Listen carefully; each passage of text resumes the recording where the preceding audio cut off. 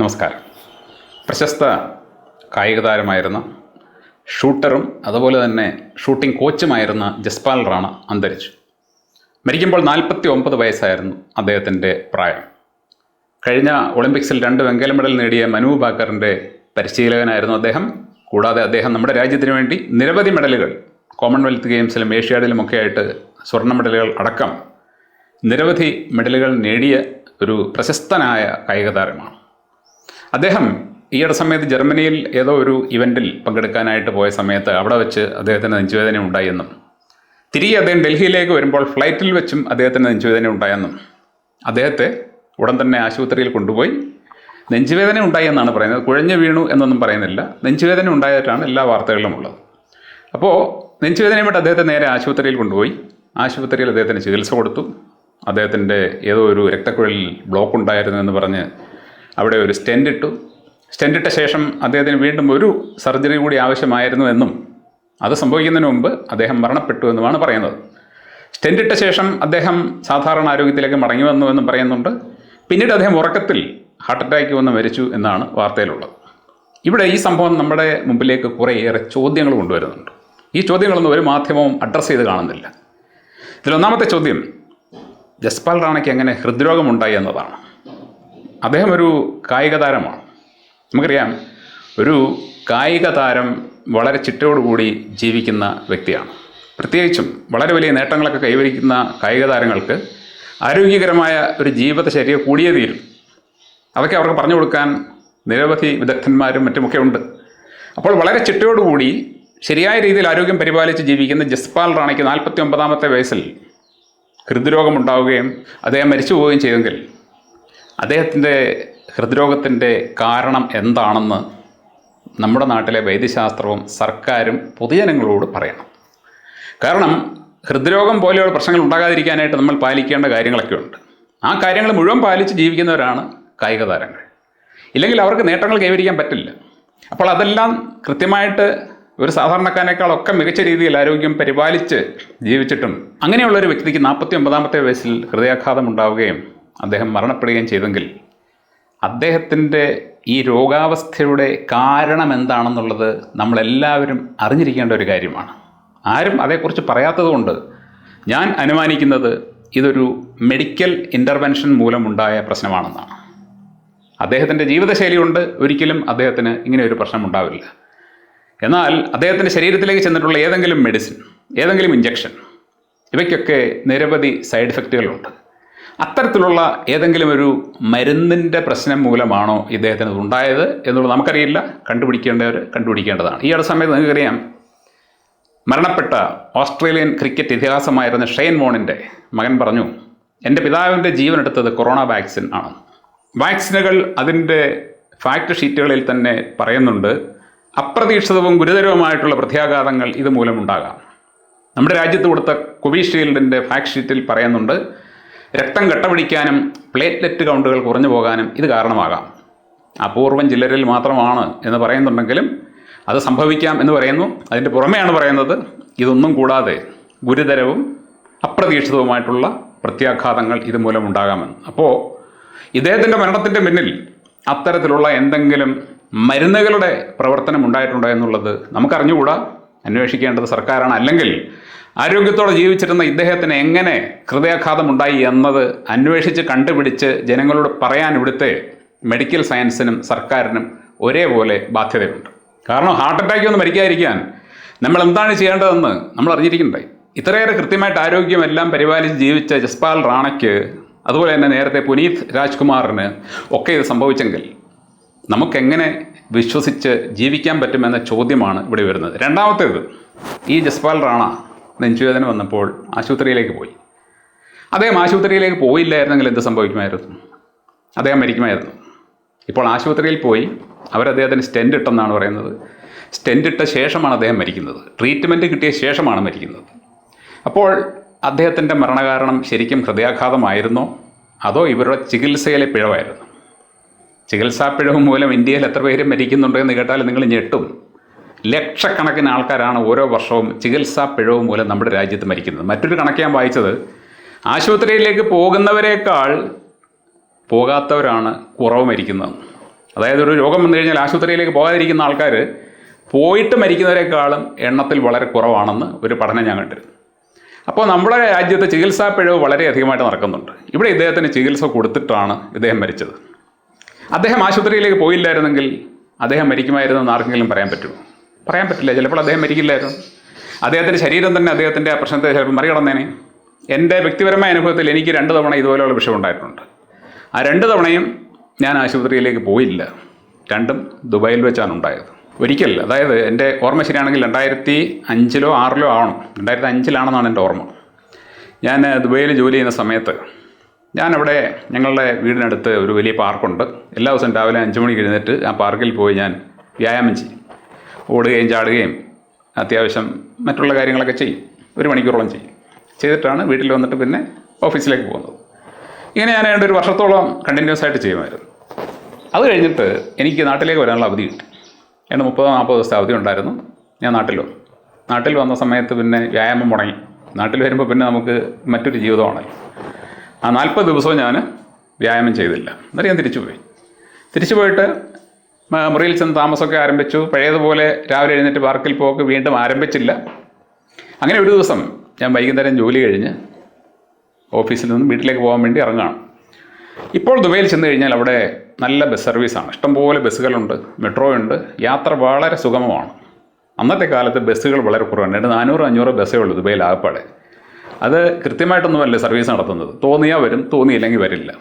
ടാക്സികൾ കുറവാണ്, മെട്രോ ഇല്ല. വളരെ ദുരിതം പിടിച്ച ഒരു സമയമായിരുന്നു അത്. അപ്പോൾ ആ സമയത്ത് ഞാൻ ഓഫീസിൽ നിന്ന് ഇറങ്ങിയപ്പോൾ ഒരു ബസ് വരുന്നു. ഈ ബസ് പോയി കഴിഞ്ഞാൽ പിന്നെ അടുത്ത ബസ് എപ്പോൾ വരും എന്നുള്ളത് ദൈവത്തിനറിയാം. അതായിരുന്നു അന്നത്തെ അവിടുത്തെ സാഹചര്യം. അതുകൊണ്ട് ഞാൻ ആ ബസ് പിടിക്കാൻ വേണ്ടി അതിൻ്റെ പിന്നാലെ ഓടി. ഞങ്ങളുടെ ഓഫീസിൽ നിന്നും ഏതാണ്ട് ഒരു 1/2 കിലോമീറ്റർ മാറിയാണ് ബസ് സ്റ്റോപ്പ്. അപ്പോൾ ആ ബസ് ഞാനങ്ങോട്ട് ഇറങ്ങിയപ്പോൾ തന്നെ പാസ് ചെയ്ത് കഴിഞ്ഞിരുന്നു. ഞാനതുകൊണ്ട് പിടിച്ച് ഓടി അതിൻ്റെ പിന്നാലെ ചെന്നിട്ട് ബസ്സിനകത്ത് കയറി. ബസ്സിനകത്ത് കയറി കഴിഞ്ഞപ്പോൾ എനിക്കൊന്നും കാണാൻ വയ്യ. കണ്ണിൽ ഇരുട്ട് കയറിയതുപോലെ. കഠിനമായ നെഞ്ചുവേദന എന്ന് പറഞ്ഞു കഴിഞ്ഞാൽ ഇവിടുന്ന് വേദന ഇങ്ങനെ കയറി നമ്മുടെ തോളിലൂടെ വന്ന് ഇവിടെ എല്ലാം വ്യാപിക്കുകയാണ്. കണ്ണ് കാണാൻ വയ്യ. ഞാൻ അല്പസമയം നിന്നിട്ടാണ് ടിക്കറ്റിന് പൈസ കൊടുത്തത്. അന്ന് ആ സമയത്ത് ഡ്രൈവർ തന്നെയാണ് നമുക്ക് ടിക്കറ്റ് തരുന്നത്. ഇപ്പോഴാണ് കാർഡാണ്. അപ്പോൾ ഞാൻ ടിക്കറ്റ് എടുത്തിട്ട് ഞാൻ കമ്പിയിലൊക്കെ പിടിച്ച് പോയിട്ടൊരു സീറ്റിലിരുന്നു. കുറേ സമയമെടുത്തു ഞാൻ സാധാരണ വീട്ടിലേക്ക് വരാൻ. കഠിനമായ നെഞ്ചുവേദന ഇതുകൊണ്ടൊരു 5-10 മിനിറ്റ് കഴിഞ്ഞപ്പോഴാണ് കുറഞ്ഞത്. എനിക്ക് എന്താണ് സംഭവിച്ചതെന്ന് മനസ്സിലായില്ല. ഞാൻ പിറ്റേ ദിവസമല്ല 2-3 ദിവസം കഴിഞ്ഞിട്ട് വീണ്ടും ഞാൻ പഴയ പോലെ പാർക്കിലേക്ക് പോകാൻ തുടങ്ങി. ഞാൻ രാവിലെ എഴുന്നേറ്റ് പാർക്കിൽ ചെന്ന് ഓടാനായിട്ട് ശ്രമിച്ചു. ഒരു 10-15 ഇവിടെ ഓടിയപ്പോൾ ബസ്സിൻ്റെ പിന്നാലെ ഓടി അതേ സാധനം വീണ്ടും എനിക്കുണ്ടായി. കഠിനമായ നെഞ്ചുവേദന. ഓടാൻ പറ്റുന്നില്ല. ഞാൻ ഓട്ടം നിർത്തി. നടന്നു കഴിഞ്ഞപ്പോഴോ കുറച്ചങ്ങോട്ട് നടന്നു കഴിഞ്ഞപ്പോൾ അതേ വേദന വീണ്ടും വരികയാണ്. എന്ന് പറഞ്ഞാൽ എനിക്ക് നടക്കാനോ ഓടാനോ പോലും പറ്റാത്ത അവസ്ഥ. കഠിനമായ നെഞ്ചുവേദന. അപ്പോൾ എന്താണ് സംഭവം എന്ന് എനിക്ക് മനസ്സിലാവുന്നില്ല. ഞാൻ പിന്നീട് നടത്തവും ഓട്ടവും നിർത്തിയിട്ട് ഞാൻ എന്ത് ചെയ്യാൻ തുടങ്ങി? ഞാൻ മറ്റുള്ള ചില വ്യായാമങ്ങളൊക്കെ ചെയ്യാൻ തുടങ്ങി. അങ്ങനെ ഞാൻ ഇത് എന്തായിരിക്കും എന്നുള്ളതൊക്കെ ആലോചിച്ച് ഒരു ദിവസം ഞാൻ തീരുമാനിച്ചു, ഇതിപ്പോൾ എന്തായാലും ശരി, എനിക്ക് നടക്കുമ്പോൾ ഓടുമ്പോഴും വേദന വരുന്നുണ്ട്, ആശുപത്രിയിൽ പോകണം, ഏതെങ്കിലും ഒരു ഡോക്ടറെ കണ്ടേ പറ്റും. അങ്ങനെ തീരുമാനിച്ചുകൊണ്ട് ഒരു ദിവസം ഞാൻ വൈകുന്നേരം എൻ്റെ ഓഫീസിൽ നിന്നും വീട്ടിലേക്ക് ഇറങ്ങി. നടന്നു പോകാനായിരുന്നു എൻ്റെ തീരുമാനം. എൻ്റെ ഓഫീസിൽ നിന്നും എൻ്റെ വീട്ടിലേക്ക് 4.5 കിലോമീറ്റർ ദൂരമുണ്ട്. അപ്പം ഞാൻ അവിടെ നിന്ന് നടക്കാൻ തുടങ്ങി. വരുന്ന വഴിക്കൊരു പാലമുണ്ട്. ഞാൻ ആ പാലം കയറാൻ തുടങ്ങിയ സമയം, അതിന് മുമ്പ് തന്നെ എനിക്ക് നെഞ്ചുവേദന ആരംഭിച്ചു. പാലം കയറി ചെന്നപ്പോഴേക്കും എനിക്ക് നടക്കാനേ വയ്യ. അത്ര കഠിനമായ വേദനയും കണ്ണിൽ ഇരട്ട് കയറുന്നതുപോലെ. ഞാൻ ആ പാലത്തിൻ്റെ അവിടെ ഇരുന്നു. കൈവരിക്ക് താഴെ ഫുട്പാത്ത് പോലെ ഉണ്ട്. ഞാൻ അവിടെ കുത്തിയിരുന്ന് ആ വേദന പൂർണ്ണമായിട്ടും കുറഞ്ഞ ശേഷമാണ് എഴുന്നേറ്റത്. ഞാൻ ഡിസൈഡ് ചെയ്ത് പോകുന്ന വഴിക്ക് തന്നെ ഒരു ക്ലിനിക്കുണ്ട്. അവിടെ കയറി ഡോക്ടറെ കണ്ടേ പറ്റൂ, പ്രശ്നമാണിത്. അങ്ങനെ ഞാൻ അവിടെ നിന്ന് എഴുന്നേറ്റ് നടന്ന് ആ ക്ലിനിക്കിൻ്റെ അവിടെ വരെ ഞാൻ നടന്നിട്ട്, ഞാൻ അവിടെ ഇരിക്കുന്ന സ്ഥലത്ത് നിന്നും ആ ക്ലിനിക്ക് ഏതാണ്ട് ഒരു 2 കിലോമീറ്റർ അപ്പുറമാണ്. 2 കിലോമീറ്റർ ദൂരം ഞാൻ നടന്നിട്ട് എനിക്ക് നെഞ്ചുവേദന ഉണ്ടായില്ല. അതായത് ഓഫീസിൽ നിന്ന് ഇറങ്ങി ഞാൻ ആ പാലം കയറുമ്പോൾ ഉണ്ടായ നെഞ്ചുവേദന, ഈ നെഞ്ചുവേദന കുറഞ്ഞ ശേഷം അവിടെ നിന്ന് നടത്തം ആരംഭിച്ചപ്പോൾ പിന്നീട് ഉണ്ടായില്ല. ഞാൻ ആ ക്ലിനിക്കിൻ്റെ മുമ്പിൽ ചെന്ന് നിന്നു. എനിക്ക് നെഞ്ചുവേദന ഇല്ല. ഉണ്ടെങ്കിൽ കയറണമെന്ന് പറഞ്ഞാണ് ഞാൻ വന്നത്. പക്ഷേ എനിക്ക് നെഞ്ചുവേദന ഇല്ല. ഞാൻ എന്ത് ചെയ്തു? ഞാൻ ആ ക്ലിനിക്കിൻ്റെ മുമ്പിൽ കുറച്ച് ദൂരം അങ്ങോട്ട് ഓടി. ഫുട്പാത്താണ്, നമുക്ക് ഓടാൻ പറ്റും. കുറേ ദൂരം അങ്ങോട്ട് ഓടി, കുറേ ദൂരം ഇങ്ങോട്ട് ഓടി. വേദന വരുന്നുണ്ടെങ്കിൽ കയറാമെന്ന് പറഞ്ഞു. 2-3 റൗണ്ട് ഓടിയിട്ടും വേദന വരുന്നില്ല. ഞാൻ കയറിയില്ല, ഞാൻ വീട്ടിൽ പോയി. ഞാൻ എന്നിട്ട് ഏതാണ്ട് ഒരു 3-4 മാസങ്ങൾ കഴിഞ്ഞപ്പോൾ നാട്ടിലെത്തി. നാട്ടിൽ നമ്മുടെ അടുത്തുള്ള പുഷ്പഗിരി എന്ന് പറയുന്ന ഒരു മെഡിക്കൽ കോളേജ് ആശുപത്രിയുണ്ട്. അന്നത്തെ കാലത്ത് കുഴപ്പമില്ലാത്തൊരു ആശുപത്രിയായിരുന്നു. അപ്പോൾ ഞാൻ അവിടെ പോയി. അവിടെ ചെന്ന് ഒരു ഡോക്ടറെ കണ്ടിട്ട് ഒരു ഫുൾ ബോഡി ചെക്കപ്പ് നടത്തി. അപ്പോൾ അദ്ദേഹത്തിന് ഞാൻ പറഞ്ഞു, എനിക്കിങ്ങനെ നെഞ്ചുവേദനയുടെ പ്രശ്നം ഉണ്ടായിട്ടുണ്ട്, അതുകൊണ്ടാണ് ചെക്കപ്പ് നടന്നത്. അപ്പോൾ അദ്ദേഹം എല്ലാം ചെക്ക് ചെയ്തു, എക്സ്റേ ഒക്കെ എടുത്തു, എല്ലാ ടെസ്റ്റുകളും ചെയ്തിട്ട് പറഞ്ഞു, നിങ്ങൾക്ക് കുഴപ്പമൊന്നുമില്ല, ഒരു ടെസ്റ്റിലും ഒരു പ്രശ്നവുമില്ല, എന്തായാലും നെഞ്ചുവേദന ഉള്ള സ്ഥിതിക്ക് നിങ്ങൾ കാർഡിയോളജിസ്റ്റിനെ കൂടെ കാണാൻ പറഞ്ഞു. അങ്ങനെ ഞാൻ അവിടെ നിന്നും കാർഡിയോളജിസ്റ്റിനെ കാണാൻ പോയി. അദ്ദേഹം 2 ടെസ്റ്റ് എഴുതി, ഒന്ന് ട്രെഡമിൽ ടെസ്റ്റ്, 2 എക്കോ. അത് 2 എടുത്തിട്ട് വരാൻ പറഞ്ഞു. അത് 2 എടുത്തിട്ട് റിസൾട്ട് കൊണ്ട് കൊടുത്തു. അദ്ദേഹം അത് നോക്കിയിട്ട് പറഞ്ഞു, നിങ്ങളൊന്നും വെറുതെ ഇവിടെ ഈ രോഗമാണെന്ന് പറഞ്ഞ് വരരുത്, മേലാൽ ഈ ഭാഗത്ത് കണ്ടുപോയത്, എഴുന്നേറ്റ് പോടുമെന്ന് പറഞ്ഞു. എന്ന് പറഞ്ഞാൽ എനിക്ക് കുഴപ്പമൊന്നുമില്ല. പുള്ളി വളരെ തമാശയായിട്ടത് പറഞ്ഞത്. അപ്പോൾ ഞാൻ അവിടെ നിന്നും ദുബൈയിലേക്ക് തിരികെ പോയി. പിന്നീട് എനിക്ക് ഈ പ്രശ്നം, ഈ നടക്കുമ്പോൾ ഓടുമ്പോൾ ഉണ്ടാകുന്ന പ്രശ്നം കുറേയേറെ വർഷങ്ങൾക്ക് ശേഷം വീണ്ടും ഉണ്ടായി. അതായത് നമ്മൾ കുറേ ദൂരം നടക്കുമ്പോൾ നെഞ്ചുവേദന വരുന്നു, നെഞ്ചുവേദന കൂടിക്കൂടി വന്നിട്ട് നമ്മളാ നടത്തം നിർത്തുന്നില്ല, അവഗണിച്ചുകൊണ്ട്, ഈ വേദന അവഗണിച്ചുകൊണ്ട് നടക്കുകയാണെങ്കിൽ ഈ കൂടിയ നെഞ്ചുവേദന മെല്ലെ മെല്ലെ കുറഞ്ഞ് ഇല്ലാതാകും. അതുകൂടാതെ ഒരിക്കൽ എനിക്ക്, എൻ്റെ ഓർമ്മ ശരിയാണെങ്കിൽ 2018 തോന്നുന്നു, 2018 എനിക്ക് പെട്ടെന്ന് പോസക്താഹേ ഒരു ഹാർട്ട് അറ്റാക്ക് ആയിരിക്കാം. അന്നത്തെ കാലത്ത് വളരെ സെഡൻറ്ററി ലൈഫ് സ്റ്റൈലാണ്. എനിക്ക് സിറ്റിംഗ് ജോബാണ്, കസേരയിൽ നിന്ന് എഴുന്നേക്കേണ്ട കാര്യമേ ഇല്ല, എന്നെ ശല്യപ്പെടുത്താൻ ആരുമില്ല. രാവിലെ ഇരുന്ന് സീറ്റ് ഇരുന്ന് കഴിഞ്ഞാൽ എനിക്ക് തോന്നുമ്പോൾ എഴുന്നേറ്റാൽ മതി, അവിടെ ഇരുന്ന് ജോലി ചെയ്യുക, ഇടയ്ക്ക് എന്തെങ്കിലുമൊക്കെ ടൈം പാസിന് യൂട്യൂബിലും മറ്റു വീഡിയോ കാണുക, അങ്ങനെയൊക്കെ ഇരുന്ന് ജോലി ചെയ്യുന്നൊരു സ്ഥലമായിരുന്നു. അതുകൊണ്ട് തന്നെ എഴുന്നേക്കേണ്ട കാര്യമില്ല. ഭക്ഷണം എന്ന് പറഞ്ഞു കഴിഞ്ഞാൽ അമിതമായിട്ട് കഴിക്കും, ഇഷ്ടംപോലെ ഭക്ഷണമാണ്. പക്ഷേ മെഡിസിൻ ഒന്നും കഴിക്കത്തില്ലായിരുന്നു, ഒരുപാട് ആഹാരം കഴിക്കും. വ്യായാമം കുറവാണ്, വ്യായാമമില്ല, ഒട്ടും തന്നെ ഇല്ല വ്യായാമം. ആ സമയത്ത് അങ്ങനെ ആയിപ്പോയി. അങ്ങനെ വരവേ ഒരു ദിവസം എനിക്ക് പെട്ടെന്ന്, ഒരു ദിവസം വൈകുന്നേരം ഓഫീസിൽ നിന്ന് ഇറങ്ങുന്നതിന് മുമ്പ് പെട്ടെന്നൊരു തളർച്ച. എന്താണ് സംഭവം എന്നറിഞ്ഞുകൂടാ, ബോഡി മൊത്തത്തിൽ അങ്ങ് ഔട്ടായതുപോലെ, ഒരു ഊർജ്ജവുമില്ല, നെഞ്ചുവേദനയൊന്നുമില്ല, പക്ഷേ കംപ്ലീറ്റായിട്ട് എൻ്റെ ശക്തി മുഴുവൻ നഷ്ടപ്പെട്ടു പോയതുപോലെ ഒരു ഫീല്, ശരീരം തളർന്ന ഒരവസ്ഥ. ഞാനൊരു വിധത്തിൽ അവിടെ നിന്ന് എഴുന്നേറ്റ് ദുർബലനെ പോലെ നടന്ന് ബസ് സ്റ്റോപ്പിലെത്തി. ആ സമയത്ത് ഞങ്ങൾ ബാച്ചിലേഴ്സായിട്ട് താമസിക്കുന്ന സമയമാണ്. അപ്പോൾ അന്നത്തെ ദിവസം ഒരു വ്യാഴാഴ്ചയായിരുന്നു. അന്നത്തെ ദിവസം ഞാനാണ് ആഹാരം ഉണ്ടാക്കേണ്ടത്. ഞാൻ അവിടെ നിന്നും ബസ് കയറി നമ്മുടെ അടുത്തുള്ളൊരു സൂപ്പർ മാർക്കറ്റിൽ ചെന്ന് അവിടെ നിന്ന് സാധനം മേടിക്കുന്നത്. ഈ സാധനമൊക്കെ ഞാൻ മേടിക്കുമ്പോൾ യാന്ത്രികമായിട്ട് മേടിക്കുകയാണ്, എനിക്കൊന്നും ചെയ്യാനുള്ള ശക്തിയില്ല. അവിടെ നിന്ന് കുറേ സാധനമൊക്കെ വാങ്ങിയിട്ട് ഞാൻ അതുമായിട്ട് വീട്ടിലെത്തി. ആരോടും പറഞ്ഞില്ല. ഞാൻ അവിടെ വന്നിട്ട് ആഹാരം ഉണ്ടാക്കി. സാധാരണ വീട്ടിൽ ഭയങ്കര ആക്റ്റീവായിട്ട് നടക്കുന്ന ഞാനിങ്ങനെ പതുങ്ങി നടക്കുന്ന കണ്ടപ്പോൾ 1-2 പേര് ചോദിച്ചു, എന്ത് പറ്റി, വല്ല കുഴപ്പമുണ്ടോ? ഞാൻ പറഞ്ഞു, കുഴപ്പമൊന്നുമില്ല എന്ന് പറഞ്ഞു. ആ ഒരവസ്ഥ എനിക്ക് കുറഞ്ഞതൊരു 2 ആഴ്ചയോളം നീണ്ടു. 2 ആഴ്ച എനിക്ക് ശരീരത്തിന് ബലമൊന്നും ഉണ്ടായിരുന്നില്ല. ഒരു പക്ഷേ എനിക്ക് ഒരു ഹാർട്ട് അറ്റാക്ക് സംഭവിച്ചതായിരിക്കാം, എനിക്ക് അറിഞ്ഞുകൂടാ. എന്ത് തന്നെയായാലും ശരി, 2 ആഴ്ച കഴിഞ്ഞപ്പോൾ ഞാൻ നോർമൽ ആരോഗ്യത്തിലേക്ക് വന്നു. പിന്നീട് ഞാൻ ഒരു കാര്യം ഡിസൈഡ് ചെയ്തു, എക്സർസൈസിൻ്റെ കാര്യത്തിൽ യാതൊരു വിധമായിട്ടുള്ള കോംപ്രമൈസും ഇനിയില്ല. ഞാൻ ആ ബാച്ചിലർ മുറിയിൽ നിന്നും ഒറ്റയ്ക്കൊരു മുറിയെടുത്ത് മാറി താമസിച്ചു. അവിടെ ചെന്നപ്പോൾ എനിക്കെൻ്റെ ആഹാര കാര്യത്തിൽ കുറച്ച് കൺട്രോൾ കൊണ്ടുവരാൻ പറ്റി. എന്ന് പറഞ്ഞാൽ ശരിയായിട്ടുള്ളൊരു ആഹാരക്രമം ഒക്കെ എനിക്ക് ഉണ്ടാക്കാൻ പറ്റി. റെഗുലറായിട്ട് വ്യായാമം ചെയ്യാൻ തുടങ്ങി. അന്ന് മുതൽ ഞാൻ റെഗുലറായിട്ട് വ്യായാമം ചെയ്യുന്നുണ്ട്.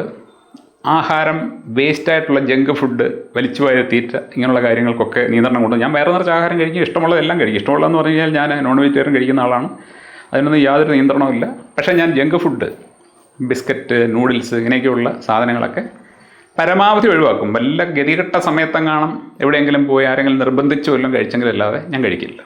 അപ്പോൾ അത്തരത്തിലുള്ള ചില ചെറിയ കൺട്രോളുകൾ കൊണ്ടുവരികയും റെഗുലറായിട്ട് വ്യായാമം ചെയ്യാൻ തുടങ്ങുകയും ചെയ്തതിന് ശേഷം എനിക്ക് ആ പ്രശ്നം ഉണ്ടായിട്ടില്ല. എനിക്കിപ്പോൾ ഓടാനും ചാടാനും എന്ത് വേണമെങ്കിലും ചെയ്യാൻ പറ്റും, ഒരു കുഴപ്പമില്ല. ഇപ്പം ഞാൻ പറഞ്ഞു വന്നത്, ഞാൻ ഈ 2 ഘട്ടങ്ങളിലും മരുന്ന് സ്വീകരിക്കാൻ പോയില്ല. ഞാൻ ആശുപത്രിയിൽ പോയ സമയത്ത്, ഞാൻ ഈ നെഞ്ചുവേദനയുമായിട്ട് 2ാമത് വന്നപ്പോൾ ഞാൻ ഒരിക്കലൊരു ആശുപത്രിയിൽ പോയിരുന്നു. ആശുപത്രിയിൽ പോയി ഡോക്ടറെ കണ്ടു. അത് 2018 ശേഷം ഉള്ള കാര്യം പറഞ്ഞത്, കൊറോണയ്ക്ക് മുമ്പ്. അപ്പോൾ അദ്ദേഹം എന്നോട് പറഞ്ഞിട്ട് ECG എടുക്കാൻ പറഞ്ഞു. ഞാൻ പറഞ്ഞ, ഡോക്ടറെ ECG എടുത്തു കഴിഞ്ഞാൽ ക്ലിയറായിട്ട് മനസ്സിലാക്കാൻ പ്രയാസമായിരിക്കും, നമുക്ക് TMT എടുക്കാമെന്ന് പറഞ്ഞു. അദ്ദേഹം പറഞ്ഞു, ഓക്കെ TMT എടുത്തോളാം പറഞ്ഞു. അങ്ങനെ ഞാൻ പോയി TMT എടുത്തു. TMT എടുത്തപ്പോൾ അതിൽ നോ ആൻജൈന എന്നാണ് കാർഡിയോളജിസ്റ്റ് എഴുതുന്നത്. ഞാൻ ഈ ടെസ്റ്റ് റിപ്പോർട്ട് കയ്യിൽ വെച്ചുകൊണ്ട് അടുത്ത തവണ, ഞാനാണെങ്കിൽ ആ സമയത്ത് 2-3 മാസം കൂടുമ്പോൾ നാട്ടിൽ വരും. സ്ഥിരമായിട്ട് ഇങ്ങനെ ഒരു കൊല്ലം 4-5 തവണയാണ് നാട്ടിൽ വരുന്നത്. അങ്ങനെ 3 മാസം കഴിഞ്ഞ് വന്നപ്പോൾ ഞാൻ മറ്റൊരു വലിയ ആശുപത്രിയിൽ പോയി. അവിടുത്തെ കാർഡിയോളജി ഡിപ്പാർട്ട്മെൻറ്റിൻ്റെ തലപ്പത്തിരുന്ന ഡോക്ടറെയാണ് പോയി കണ്ടത്. അദ്ദേഹം നല്ല മിടുക്കനായ ഡോക്ടറാണെന്നൊക്കെ പലരും പറഞ്ഞു. അപ്പോൾ അദ്ദേഹത്തെ ചെന്നിട്ട് ഞാൻ ഈ ഹോസ്പിറ്റലിൽ നിന്നും എടുത്ത TMT റിപ്പോർട്ട് കാണിച്ചിട്ട് എൻ്റെ വിഷയം പറഞ്ഞു.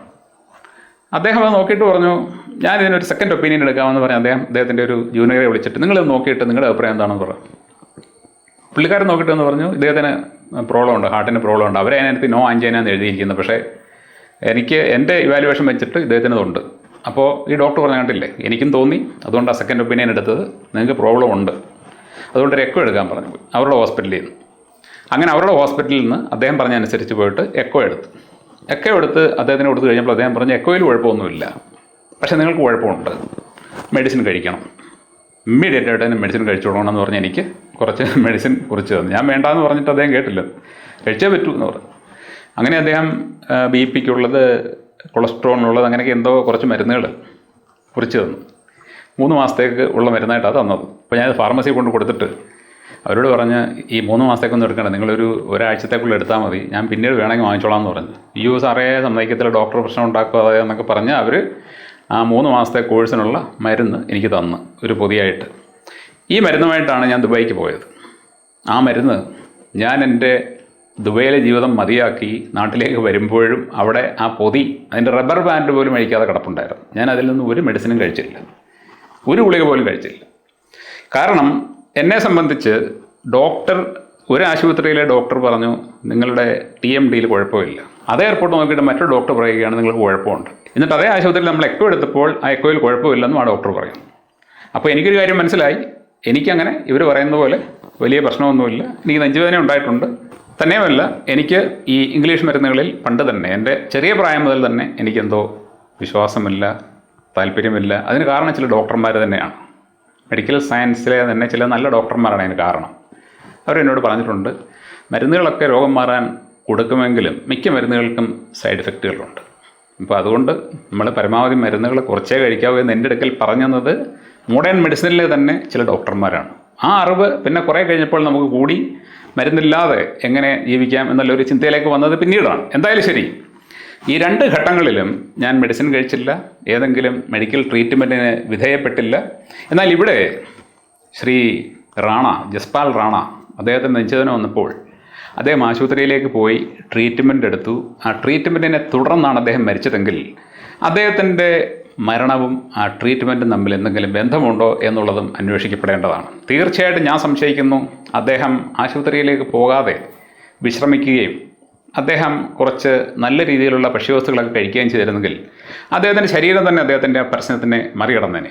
പക്ഷേ ആധുനിക കാലത്ത് എന്തു വന്നാലും അപ്പോൾ തന്നെ ആശുപത്രിയിലേക്ക് ഓടണം എന്നുള്ള ഒരു നിബന്ധന നിലനിൽക്കുന്നത് കൊണ്ട് പോകാതെ എന്തെങ്കിലും സംഭവിച്ചു കഴിഞ്ഞാൽ അത് പോയിരുന്നെങ്കിൽ സംഭവിക്കില്ലായിരുന്നു എന്ന് പറയുകയും പോയിട്ട് സംഭവിച്ചു കഴിഞ്ഞാൽ അതേക്കുറിച്ച് മിണ്ടാതിരിക്കുകയും ചെയ്യുന്ന ഒരു ഏർപ്പാടാണ് ഇപ്പോഴുള്ളത്. ഇദ്ദേഹം ആശുപത്രിയിലേക്ക് പോയി ചികിത്സ സ്വീകരിച്ചു, എന്നിട്ടും മരിച്ചു. അപ്പോൾ എന്ത് ചികിത്സയാണ് അവർ കൊടുത്തത്? അപ്പോൾ നമുക്ക് ഈ 2 ചോദ്യങ്ങൾക്കുള്ള മറുപടി കിട്ടണം. ഒന്ന്, ജസ്പാൽ റാണ എന്ന് പറയുന്ന കൃത്യമായിട്ട് ആരോഗ്യമൊക്കെ പരിപാലിക്കുന്ന ഒരു കായിക താരത്തിന് 49ാമത്തെ വയസ്സിൽ എങ്ങനെയാണ് ഹാർട്ട് അറ്റാക്ക് ഉണ്ടായത്? അതിൻ്റെ കാരണം എന്താണ്? 2, അദ്ദേഹം ചികിത്സ തേടിയിട്ടും എന്തുകൊണ്ട് മരിച്ചു? ആരോഗ്യമുള്ളൊരു വ്യക്തിയാണ്, അദ്ദേഹം കൃത്യമായിട്ട് ചികിത്സ തേടി എന്നിട്ടും മരിച്ചു, എന്തുകൊണ്ട്?